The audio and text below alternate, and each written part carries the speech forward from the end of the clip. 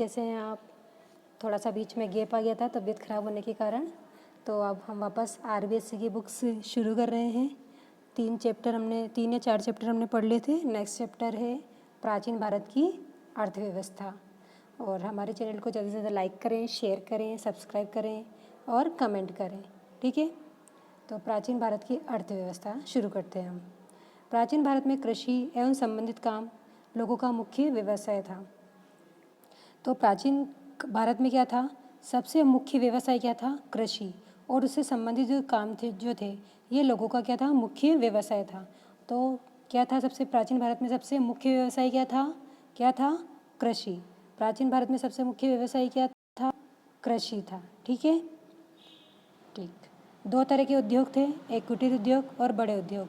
और प्राचीन समय में उद्योगों को 2 भागों में बांटा गया था, एक कुटीर उद्योग में, एक बड़े उद्योगों में, ठीक है। कितने प्रकार के उद्योग थे? 2 प्रकार के, एक कुटीर उद्योग और एक बड़े उद्योग, ठीक। पानी के जहाज बनाने में भारत यूरोप से आगे था। और उस समय पानी के जहाज बनाए जाते थे, उनमें जो भारत जो है वो यूरोप से सबसे आगे था। मतलब भारत में सबसे पहले पानी के जहाज बनाए गए थे, समझ लो ये, क्योंकि वो यूरोप से भी आगे था। 19वीं शताब्दी तक भारत जहाज बनाने में इंग्लैंड से भी आगे था। और 19वीं शताब्दी तक, अभी कौन सी चल रही है? 20वीं शताब्दी चल रही है। तो इसके पहले 19वीं शताब्दी तक जो है भारत क्या है? जहाज बनाने में इंग्लैंड से भी आगे था। क्या था? इंग्लैंड से भी बहुत ज़्यादा आगे था। बंगाल पर अंग्रेजों की विजय से पहले 1750 के आसपास भारत पूरी दुनिया में कपड़ा उत्पादन के क्षेत्र में अग्रणी देश था। तो बंगाल पर अंग्रेजों की विजय से पहले, बंगाल जो है सबसे पहले अंग्रेज कहाँ पर आए थे? बंगाल में ही आए थे। वहाँ पर इन्होंने अपनी मतलब वो स्थापित की थी कंपनी वगैरह। तो बंगाल पर अंग्रेजों की विजय से पहले 1750 के आसपास भारत पूरी दुनिया में कपड़ा उत्पादन के क्षेत्र में सबसे आगे था, ठीक है। कब सबसे आगे था? 1750 के आसपास भारत जो है पूरी दुनिया में कपड़ा उत्पादन के क्षेत्र में, कौन से क्षेत्र में बहुत आगे था? कपड़ा उत्पादन के क्षेत्र में। किससे पहले? अंग्रेजों की विजय से पहले। बंगाल पर अंग्रेजों ने आक्रमण किया था, युद्ध हुआ था सिराजुद्दौला और अंग्रेजों के बीच में। तो इस तरह तो जब उनके ऊपर फिर ये बंगाल के जो नवाब है वो हार गया था अंग्रेजों से। तो 1750 के आसपास तक तो क्या भारत जो है दुनिया पर कपड़ा उत्पादन के क्षेत्र में सबसे आगे था। लेकिन धीरे धीरे क्या हुआ? इस अंग्रेजी ईस्ट इंडिया कंपनी इसने अपना अधिकार जमाना शुरू कर दिया। दक्षिण पूर्वी एशिया, जावा तथा सुमात्रा में इन कपड़ों की भारी मांग थी। एक मिनट। 2 दक्षिण पूर्वी एशिया, ये भारत था, ये समझ लो एशिया महाद्वीप है। एशिया महाद्वीप में दक्षिण पूर्वी एशिया इधर, ठीक है, इधर अफ्रीका महाद्वीप है, इधर यूरोप महाद्वीप है। तो जो दक्षिण पूर्वी एशिया जो है, दक्षिण पूर्वी एशिया, यहाँ पे थे जावा और सुमात्रा। जावा और सुमात्रा जो थे यहाँ पे कौन से कपड़ों की? जो भारत में जो कपड़ा बनता था इसकी बहुत ज़्यादा मांग थी। कहाँ पर सबसे ज़्यादा कपड़ों की मांग थी भारत के कपड़ों की? जावा और सुमात्रा, ठीक है। ये इंडोनेशिया द्वीप में स्थित है अभी। तो जावा और सुमात्रा में इन कपड़ों की भारी मांग थी। दक्षिणी पूर्वी एशिया में थे ये। और कौन से कपड़ों की? भारत के जो कपड़े बनते थे। यहाँ पे कपड़ों में सबसे ज़्यादा प्रसिद्ध था ढाका में मलमल। ढाका बांग्लादेश की राजधानी थी, तो यहाँ की जो मलमल है वो सबसे ज़्यादा प्रसिद्ध थी। इतनी प्रसिद्ध थी कि उसको अंगूठी, चांदी की अंगूठी से भी निकाला जाए ना, कोई सी भी अंगूठी से निकाला जाए ना, तो वो आसानी से उसमें से निकल जाती थी। तो एक तो ढाका की मलमल की मांग थी। और पश्चिम बंगाल में सूती कपड़ा, और पश्चिम बंगाल में क्या फेमस था? सूती कपड़ा, ठीक है। एक तो सूती कपड़ा और एक ढाका की मलमल, ये इन दोनों ही चीज़ों की जावा और सुमात्रा में ज़्यादा मांग थी। बंगाल सूती और रेशमी वस्त्र उद्योग का मुख्य केंद्र था। तो जो है सूती और रेशमी, तो बंगाल क्या है? सूती और रेशमी वस्त्र उद्योग का प्रमुख केंद्र था। तो सूती और रेशमी वस्त्र उद्योग का प्रमुख केंद्र कौन था? बंगाल, ठीक है। सबसे ज़्यादा कपड़े का उत्पादन कहाँ पे होता था? बंगाल में होता था। तो सबसे ज़्यादा सूती रेशमी वस्त्र के उद्योग का जो मुख्य केंद्र था वो कौन था? बंगाल था। कौन था? बंगाल, ठीक है। एक काम करो, आप यहाँ तक नोट कर लीजिए।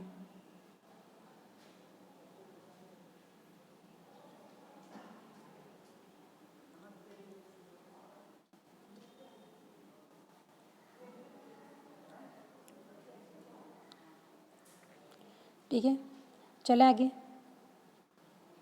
देख लीजिए आप यहाँ से भी।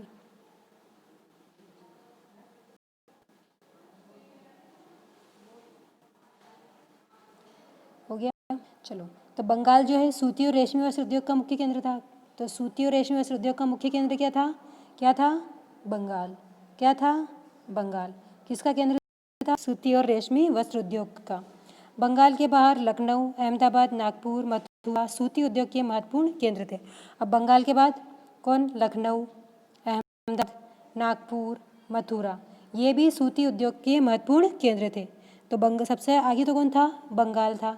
सबसे फर्स्ट नंबर पर क्या था? बंगाल था। उसके बाद लखनऊ, अहमदाबाद, नागपुर, मथुरा, ये भी सूती उद्योग के महत्वपूर्ण केंद्र थे। ठीक है। भारतीयों को अनादिकाल से लोहे को गलाने की कला का ज्ञान रहा है। अब ये तो हो गया कपड़ा उद्योग, आगे है लोहा उद्योग। तो भारतीयों को जो है अनादिकाल से लोहे को गलाने की कला का ज्ञान रहा है, मतलब प्राचीन काल से ही भारतीयों को लोहा गलाने की कला का ज्ञान था।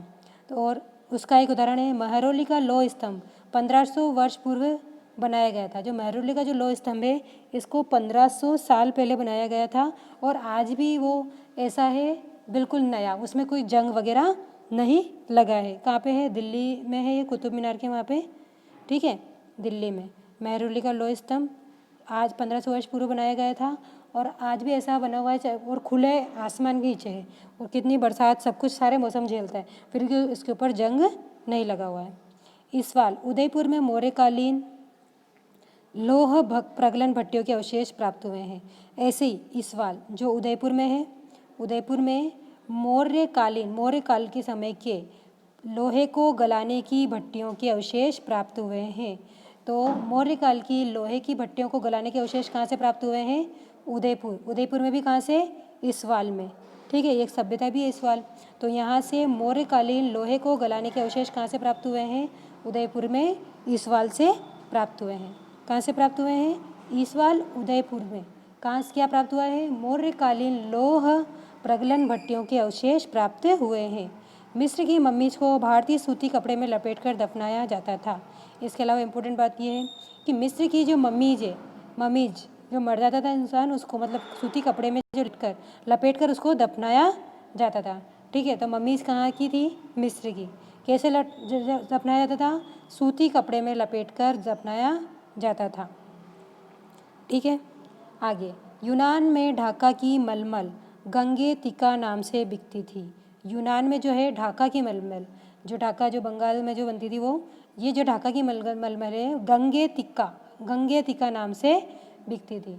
इम्पोर्टेंट क्वेश्चन है ये, पिछली बार यहाँ से क्वेश्चन आया भी था कि शायद यही क्वेश्चन आया था कि ढाका की मलमल को किस नाम से पुकारा जाता था यूनान में।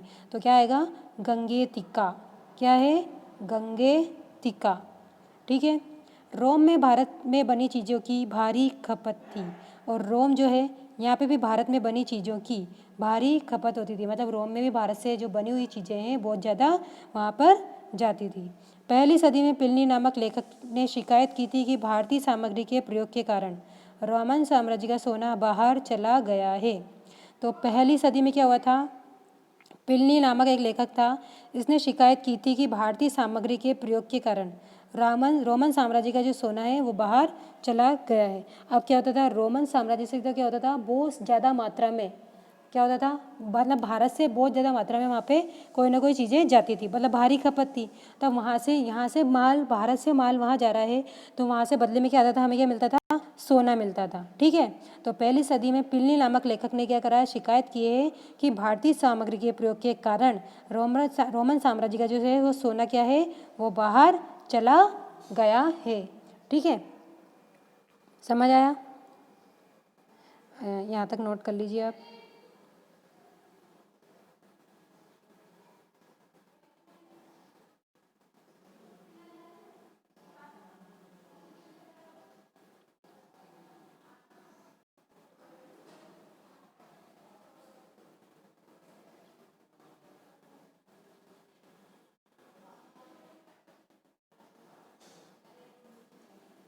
कर लिया होगा आपने, नोट कर लीजिए।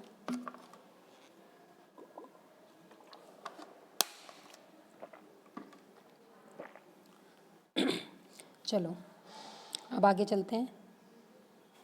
अब है ट्रेड मतलब व्यापार। इसको कितने भागों में बांटा गया था? 2 भागों में। क्या था? व्यापार। व्यापार को कितने भागों में बांटा गया? 2 भागों में बांटा गया। कितने भागों में बांटा गया? 2 भागों में बांटा गया। ठीक है, व्यापार को कितने भागों में बांटा गया? 2 भागों में बांटा गया। ठीक, आगे कौन कौन से 2 भाग? एक है देशी व्यापार, दूसरा विदेशी व्यापार। ठीक है, अब व्यापार को 2 भागों में बांटा गया, एक देशी व्यापार, दूसरा है विदेशी व्यापार। जो देशी व्यापार है वो देश की सीमाओं के बीच के व्यापार, मतलब देश की सीमाओं के, जैसे हमारा भारत देश है ये मतलब समझ लो भारत देश, इस भारत देश की जो सीमाओं के बीच में यहाँ अंदर अंदर ही व्यापार किया जाता है, इसे बोला जाएगा देशी व्यापार। ठीक है, ये हो गया देशी व्यापार। फिर है विदेशी व्यापार, एक देश से दूसरे देश के बीच व्यापार। अब क्या था विदेशी व्यापार में? क्या था? एक देश से दूसरे देश के बीच में व्यापार। जैसे ये हमारा भारत देश है, इस भारत देश क्या कर रहा है? दूसरे अन्य देशों से व्यापार कर रहा है। तो ठीक है, जिसे वहाँ जा रहा है बंगाल, मतलब रोमन साम्राज्य में और भी अलग अलग जगह जा ही रहा है। तो अलग अलग जगह माल का आना जाना क्या होगा? एक देश से दूसरे देश के बीच में व्यापार क्या कहलाएगा? विदेशी व्यापार कहलाएगा। ठीक है, जैसे चाइना में जा रहा है, ये विदेशों में जा रहा है, तो इस तरह से हम चाइना का माल मंगा रहे हैं, इस तरह से। तो ये क्या हो गया? विदेशी व्यापार। तो व्यापार को 2 भागों में बांटा गया है, एक देशी व्यापार, दूसरा विदेशी व्यापार। तो देशी व्यापार देश की सीमाओं के बीच व्यापार जो होता है वो देशी व्यापार, और विदेशी व्यापार जो एक देश से दूसरे देश के बीच व्यापार किया जाता है वो विदेशी व्यापार। व्यापार के 2 प्रमुख मार्ग, व्यापार के 2 प्रमुख मार्ग थे। कौन कौन से? व्यापार के 2 प्रमुख मार्ग है, एक उत्तरापथ, एक दक्षिणापथ। अब व्यापार के 2 मार्ग हो गए, एक ऊपर वाला हिस्सा हो जाएगा उत्तरापथ, उत्तर दक्षिण दिशा वाला, और नीचे वाला भाग हो जाएगा दक्षिणापथ। तो इसका उल्लेख महाभारत और बौद्ध तथा जैन ग्रंथों में मिलता है। मतलब व्यापार के 2 प्रमुख मार्ग थे, ये कौन कौन से? उत्तरापथ और दक्षिणापथ। कौन कौन से भाग थे? उत्तरापथ और दक्षिणापथ। कौन से 2 भाग थे? उत्तरापथ और दक्षिणापथ। इसका उल्लेख कहाँ मिलता है? महाभारत में, बौद्ध और जैन ग्रंथों में मिलता है। ठीक है, उत्तरापथ और दक्षिणापथ 2 व्यापार के प्रमुख मार्ग थे, इसका उल्लेख महाभारत, बौद्ध और जैन ग्रंथों में मिलता है। अब है उत्तरापथ। उत्तरापथ ताम्रलिप्ति बंगाल का पश्चिम क्षेत्र से शुरू होता है तथा पाटलिपुत्र, वैशाली, कुशीनगर, श्रावस्ती से वर्तमान यूपी के हस्तिनापुर से गुजरता था। तो उत्तरापथ है ये ताम्रलिप्ति, मतलब इसको ताम्रलिप्ति भी बोला जाता है। ये बंगाल का पश्चिम क्षेत्र है, बंगाल का जो पश्चिम क्षेत्र है उसे बोला जाता है ताम्रलिप्ति। यहाँ से शुरू होता था कौन सा मार्ग? उत्तरापथ। उत्तरापथ कहाँ से शुरू होता था? बंगाल का जो पश्चिम क्षेत्र है यहाँ से शुरू होता है, और पाटलिपुत्र, वैशाली, कुशीनगर, श्रावस्ती, मतलब पाटलिपुत्र, वैशाली, कुशीनगर, श्रावस्ती होते हुए यूपी जो है, यूपी उत्तर प्रदेश के हस्तिनापुर से गुजरता था। ठीक है, तो आपको याद रखना है कि उत्तरापथ कहाँ से शुरू होता था? पाटलिपुत्र से शुरू होता था। तो पाटलिपुत्र से वैशाली, कुशीनगर, श्रावस्ती से होते हुए वर्तमान यूपी के हस्तिनापुर से ये गुजरता था। ठीक है, विंध्य पर्वतमाला के दक्षिणी भाग को, विंध्य पर्वतमाला के दक्षिणी भाग को दक्षिणापथ के नाम से जाना जाता था। अब विंध्य पर्वतमाला जो है, विंध्याचल पर्वतमाला, ये जो भारत है, समझ लो ये भारत, इसका जो निचला हिस्सा है ये विंध्याचल पर्वत है, इसके इस भाग को क्या बोला? दक्षिण भाग। इसका जो दक्षिण भाग है इसको दक्षिणापथ के नाम से जाना जाता था। दक्षिणापथ एक रास्ते का नाम था और एक भूभाग भी था। दक्षिणापथ क्या था? एक रास्ते का नाम था और ये एक भूभाग भी था। दक्षिणापथ 2 दिशाओं में जाता था। एक दिशा महाराष्ट्र में गोदावरी नदी के तट पर बसे शहर से, अब 2 दिशा में जाता था दक्षिणापथ। कितनी दिशाओं में? 2 दिशा में। तो एक दिशा तो क्या है? महाराष्ट्र में गोदावरी नदी के, महाराष्ट्र में गोदावरी नदी बहती है दक्षिण में, के तट पर बसे शहर से, महाराष्ट्र में गोदावरी नदी के तट पर जो शहर बसे हैं वहाँ से बिहार के मुख्य शहरों की ओर जाता था। ठीक है, तो महाराष्ट्र से शुरू होता था और यहाँ बिहार की तरफ यूँ जाता था। ठीक है, दूसरी दिशा में पश्चिमी समुद्री तट की तरफ से, दूसरी दिशा में पश्चिमी समुद्री तट की तरफ से एमपी की नर्मदा नदी के तट पर महेश्वर और उज्जैन तक की ओर जाता था। अब पश्चिमी समुद्री तट, इधर ये पश्चिमी समुद्री तट, ये पश्चिमी समुद्री तट हो गया। यहाँ से मध्य प्रदेश में यहाँ पे नर्मदा नदी भी इधर दक्षिण बहती है, के तट पर महेश्वर और उज्जैन तक जाता था। ठीक है, तो दक्षिणापथ कितनी दिशाओं में बटा हुआ था? 2 दिशाओं में जाता था। एक महाराष्ट्र में गोदावरी नदी के तट पर बसे शहर से बिहार के मुख्य शहरों की ओर जाता था। दूसरा पश्चिमी समुद्री तट की तरफ से मध्य प्रदेश की नर्मदा नदी के तट पर महेश्वर और उज्जैन की ओर जाता था। तो ये जो दक्षिणापथ जो है, ये दक्षिणापथ ये एक पहाड़ी श्रृंखला से होकर गुजरता था। कहाँ से जाता था? ये पहाड़ों से निकलता था, मतलब पहाड़ों की एक श्रृंखला, ऐसे ऐसे श्रृंखला बनी हुई है, इन श्रृंखलाओं के बीच में से दक्षिणापथ का रास्ता जाता था। व्यापार सड़क एवं नदी रास्तों से होता था। जो दक्षिणापथ का मतलब ये जो भी उत्तरापथ दक्षिणपथ दोनों का जो व्यापार होता है वो सड़क और नदी के रास्ते दोनों ही रास्तों से होता था। ठीक है, एक बार आप अपना नोट कर लीजिए। पहले व्यापार के 2 मार्ग थे, उत्तरापथ दक्षिणापथ।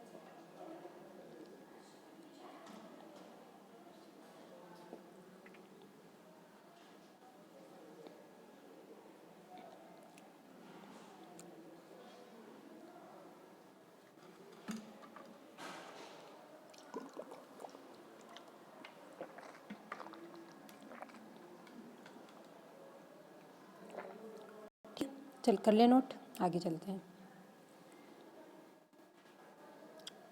अब क्या है, चंपा और मिथिला से व्यापारी क्या करते थे? चंपा और मिथिला से व्यापारी नावों में एक सामान लादकर ताम्र लिप्ति ले जाते थे। अब चंपा और मिथिला ये महाजनपद में नाम आते हैं, चंपा मिथिला। यहाँ से क्या करते थे व्यापारी? नावों में सामान लादकर क्या करते थे? ताम्रलिप्ति वही बताया था आपको, बंगाल इसको बोला जाता है ताम्रलिप्ति, वहाँ पर ले जाते थे। मध्य भारत के जंगलों से जहाज बनाने के लिए लकड़ी निर्यात की जाती थी। मध्य भारत के जंगलों से जहाज बनाने के लिए लकड़ी भी निर्यात की जाती थी। आप मुझे कमेंट करके बताना कि आयात क्या होता है और निर्यात क्या होता है। ठीक है, कमेंट में आंसर देना आप मुझे कि आयात क्या होता है और निर्यात क्या होता है। ठीक है, तो मध्य भारत के जंगलों से जहाज बनाने के लिए लकड़ी निर्यात की जाती थी। खेतड़ी राजस्थान से तांबा भेजा जाता था, और हमारे यहाँ खेतड़ी जो ताम्र नगरी के नाम से प्रसिद्ध है, यहाँ से तांबा भेजा जाता था। मेवाड़ से जस्ता भेजा जाता था। हीरे जवाहरात रेशम के कपड़े रोम जाते थे। हीरे जवाहरात रेशम के कपड़े जो है रोम जाते थे, और बदले में हमें क्या मिलता था? सोना मिलता था। इसीलिए हमारा भारत सोने की चिड़िया कहलाता था। फारस की खाड़ी के दक्षिण तट पर स्थित नगर तांबा, चंदन तथा सागवान खरीदते थे। अब फारस की खाड़ी के दक्षिणी तट पर स्थित नगर, फारस की खाड़ी के दक्षिणी तट पर स्थित नगर क्या करते थे? तांबा, चंदन और सागवान, तीनों बहुत इंपॉर्टेंट महत्वपूर्ण चीज़ें, तांबा, चंदन और सागवान खरीदते थे। इथोपिया से हाथी दांत व सोना भारत आता था। अब हमारे भारत में क्या आता था? इथोपिया, अफ्रीका से हाथी दांत व सोना। इथोपिया कहाँ है? अफ्रीका में, अफ्रीका महाद्वीप में। यहाँ से क्या आता था? हाथी दांत और सोना क्या होता था? भारत आता था। भारत में बाहर से आने वाली सूची में घोड़े सबसे ज़्यादा प्रमुख थे। हमारे यहाँ बाहर से जो वस्तुएं आती थी उनमें सबसे जो प्रमुख थे वो क्या थे? घोड़े। सबसे ज़्यादा प्रमुख क्या थे? घोड़े थे। पूर्व में कलिंग देश के व्यापारी पूर्वी एशिया में जाते थे। पूर्व में क्या? कलिंग देश के जो व्यापारी हैं, पूर्व में कलिंग देश के जो व्यापारी थे वो भी पूर्वी एशिया में जाते थे। विदेशी बाजार से माल खरीदने को आयात और बेचने को निर्यात कहते हैं। चलो, आपके क्वेश्चन का ऊपर पूछा था मैंने, उसका आंसर मिल गया। विदेशी बाजार से माल खरीदने को क्या बोला जाता है? आयात। जो हमारे पास भारत में आ रहा है, जो हमारे पास आ रहा है, जिसका आगमन हो रहा है, वो तो हो गया आयात। और जो भारत से बाहर जा रहा है, जिसको हम बेच रहे हैं, इसे क्या बोला जाएगा? निर्यात। जो गया वो निर्यात, जो आया वो आयात। गुजरात के तट पर स्थित सूरत बंदरगाह के जरिए भारत खाड़ी और लाल सागर के बंदरगाहों से जुड़ा हुआ था। तो गुजरात के तट पर बंदरगाह स्थित है, सूरत बंदरगाह, तो इसके माध्यम से, इस सूरत बंदरगाह के माध्यम से क्या है? भारत जो है खाड़ी और लाल सागर के बंदरगाहों से जुड़ा हुआ है। मतलब अफ्रीका महाद्वीप जो है ना, उससे जुड़ा हुआ है। लाल सागर उसको अलग करता है, तो ये उससे जुड़ा हुआ है। ठीक है, और कोरोमंडल जो ये है, ये मछलीपट्टनम, ये भी गुजरात में के मछलीपट्टनम, ये इससे कोरोमंडल तट ये पोर्ट है, ये भी इससे जुड़ा हुआ है। बंगाल जो है हुगली नदी के किनारे पे है। ये दक्षिण पूर्वी एशिया के बंदरगाहों के साथ खूब व्यापार चलता था इसका। बंगाल का जो है ना, दक्षिण पूर्वी एशिया के जो बंदरगाह हैं उनके साथ खूब व्यापार चलता था इसका। और Swarnadweep, important question, Swarnadweep Sumatra Indonesia में पड़ता है। स्वर्णद्वीप, इसको अब वर्तमान नाम हो गया इसका सुमात्रा। ये इंडोनेशिया, मतलब इसको स्वर्णद्वीप भी बोला जाता है। इंडोनेशिया जो है उसके अंदर है स्वर्णद्वीप, ये सुमात्रा, ये याद रखना आप, इम्पोर्टेंट। प्राचीन नाम भी पूछ सकते हैं, स्वर्णद्वीप सुमात्रा कहाँ पे है, तो इंडोनेशिया में। तो ये आप नोट कर लीजिए।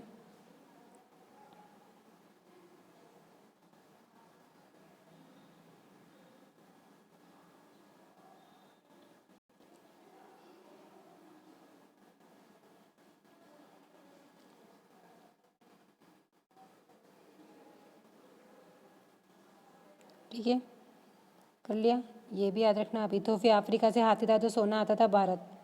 और सबसे ज़्यादा प्रमुख क्या थे, घोड़े प्रमुख थे। ठीक है ना, घोड़े प्रमुख थे सबसे ज़्यादा, बाहर से आने वाली सूची में सबसे प्रमुख क्या थे, घोड़े। और इथोपिया से क्या आता था, हाथी था, और सोना भारत में आता था। और फारस की खाड़ी के लोग क्या खरीदते थे, तांबा, चंदन और सागवान खरीदते थे। ठीक है, ये और ये स्वर्णद्वीप सुमात्रा इंडोनेशिया में पड़ता है। ठीक है, इम्पोर्टेंट, नोट कर लीजिए आप। ये इसके ऊपर कर गया था थोड़ा।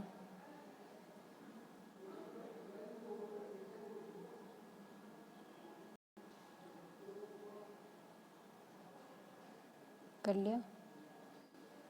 ठीक है, अब आपको क्या करना है, लाइक करना है, शेयर करना है, कमेंट करना है, और वीडियो कैसा लगा ये कमेंट करके ज़रूर बताएं। ठीक है, सबसे महत्वपूर्ण काम आप कमेंट करें और अपने दोस्तों को ज़्यादा से ज़्यादा शेयर करें, ताकि और लोगों को भी सबको फ़ायदा होए। ठीक है, आपको जो समझ नहीं आए आप कमेंट में क्वेश्चन पूछें, आपको रिप्लाई मिलेगा। Thank you.